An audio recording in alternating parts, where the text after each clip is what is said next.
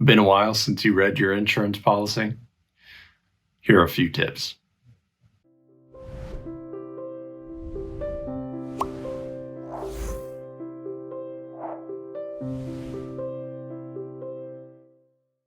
Hey, I get it.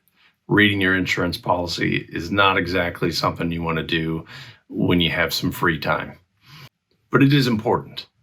So here are a few tips on how to read your insurance policy, whether it's homeowners, personal auto, a renter's policy, life insurance policy, or a business policy.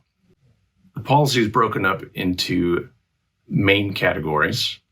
In almost all instances, you would start with the policy coverage form. From there, you can see how certain endorsements will change parts of that coverage form.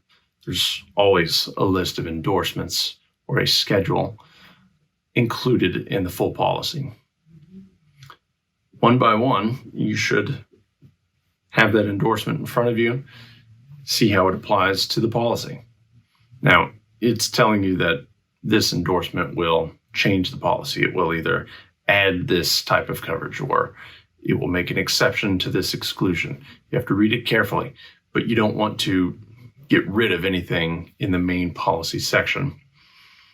Another important tip is to always have the declarations pages out front and center. Now, the declarations declares that from this day to this day, this company is writing this type of policy for this insured or policyholder. So those are a few tips to reading your insurance policy. Have your declarations handy.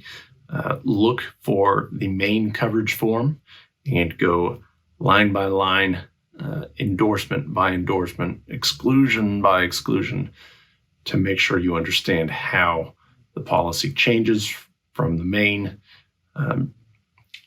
to what is in those exclusions and endorsements. If you have questions about reading your policy, whether or not you are a client of mine, I'd be happy to take a call or meet with you and look over that policy with you. Thanks.